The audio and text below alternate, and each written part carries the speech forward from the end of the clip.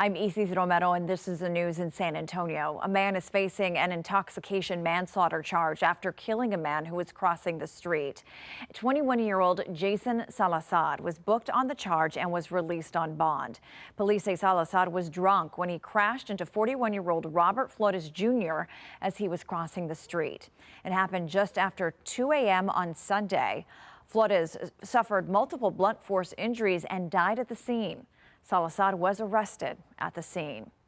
Authorities are releasing a new image of a woman killed in a car crash over the summer. They hope someone can help them figure out who she is. Rania Kaur has details. Crash happened north of Floresville near Calaveras back on July 19th around 2:35 in the morning. The Texas Department of Public Safety is asking for your help in identifying the woman. This rendering was created by a digital forensic imaging specialist using a screenshot of the woman at a subway hours before she was killed. Authorities believe she walked into a roadway on Highway 181 just north of the FM 775 intersection. She was hit by a driver and died at the scene. Now, if you know who this woman is, you're asked to call Texas DPS. Their number on your screen now, 210-531-2280. Rania Kaur, KENS 5. A Seguin family is filing a federal lawsuit after a 77-year-old man was shot and killed by a Guadalupe County deputy. This happened last year on August 27th. The family says Kenneth Grimm was shot less than 2 minutes after a deputy arrived for a medical call. Earl Stoudemire explains. Kenneth Grimm's family called 911 because he cut himself and suffered from Alzheimer's, Parkinson's, and dementia. When Deputy Gary Courtney showed up, Grimm's family says that he failed to de-escalate the situation. The lawsuit claims Grimm's family told Deputy Courtney Kenneth was having a medical episode. When Deputy Courtney got to the back of the house, Grimm was holding a frying pan. The deputy ordered him to drop it, which he did, but the sheriff's office says Grimm then pulled out a kitchen knife. The lawsuit then says Courtney pulled his gun out and ordered Grimm to drop the knife. He was shot seconds later, 80 seconds after the deputy arrived. Why did he shoot to kill? He could have shot him in the leg. Get tasers. Train your officers. Train your officers so that they look at the situation and figure out how to deal with it before shooting. Look at how much pain and agony and grief 1 simple minute, 8 seconds caused. The family is also calling on the department to create a mental crisis team. In a statement earlier this year, Guadalupe County Sheriff Joshua Ray, who was not in office at the time of the shooting, sent condolences to the family and stated in part that sometimes officers are faced with a decision that has no good solution and either choice can result in a tragic outcome. He said the department is reviewing its policies and looking at buying tasers and other non-lethal tools for deputies, although he was not sure that, quote, a less lethal option would have resulted in a different outcome in this specific incident, end quote. The sheriff's office says Courtney was placed on administrative leave after the shooting, but was able to return to work. Earl Stoudemire, KENS 5.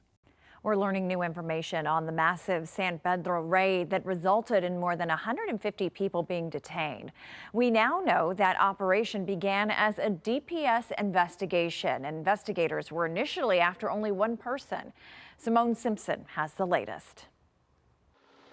The area of San Pedro and Bassi was jolted when a massive law enforcement presence of over a dozen agencies arrived early in the morning of Sunday, November 16th, detaining more than 150 people in what federal officials said was an operation to disrupt a local Tren de Aragua, a Venezuelan gang's criminal network. 27 people have been taken away by law enforcement who officials have confirmed were members of the Venezuelan gang. But new records show the raid was the result of a state operation, not a federal one. According to an affidavit and search warrant, the bust was preceded by weeks of surveillance by the Texas Department of Public Safety. The warrant states they zeroed in on the property at 5959 San Pedro Avenue after receiving a tip in September that an alleged Tren de Aragua member named Luis Amador Castillo Hernandez was selling cocaine during after-hours parties. The tipster stated to agents that known TDA members and associates attend these parties, sell narcotics, and are in possession of firearms, reads the affidavit submitted by a DPS special agent based in San Antonio.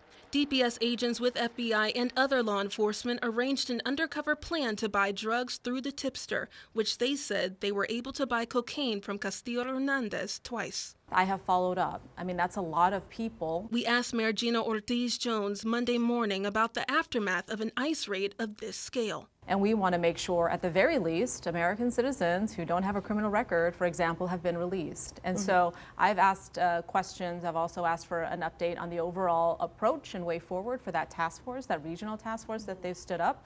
Again, we want to balance public safety with also managing public trust. Simone Simpson, KENS 5.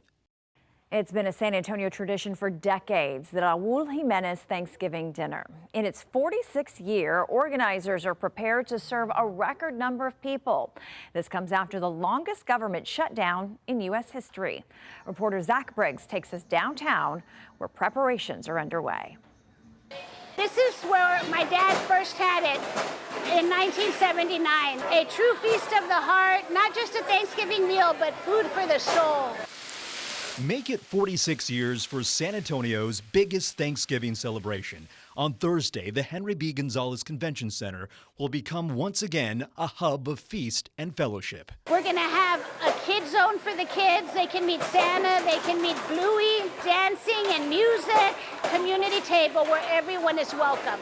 Over the decades, the Raul Jimenez Thanksgiving Dinner has fed millions of people, serving up all the traditional fixings with family fun and festivities. 678 turkeys. That's 128 more than last year. This year, Patricia Jimenez says they're prepared to dish out a record 29,000 meals. People are choosing between food and medicine. The financial stress of the government shutdown hurting individuals and families. We increased it by 4,000 because we know there's a great need. We've gotten calls. We can hear the desperation in people's voices, and we don't want anybody to do without. And it takes an army of volunteers to make this annual community feast a reality. It's such a huge team effort. That's Philip Winan of Perry Homes, his crew keeping productive in the kitchen. We've been fortunate to be helping out for about the last 4 years.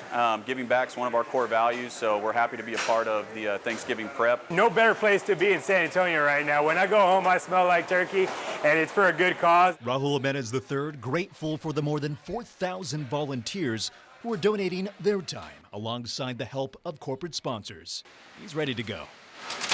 We're going to be going hard today and tomorrow. Hopefully by Wednesday, we're a little bit ahead of the curve. Zach Briggs, KENS 5. And that's the news in San Antonio.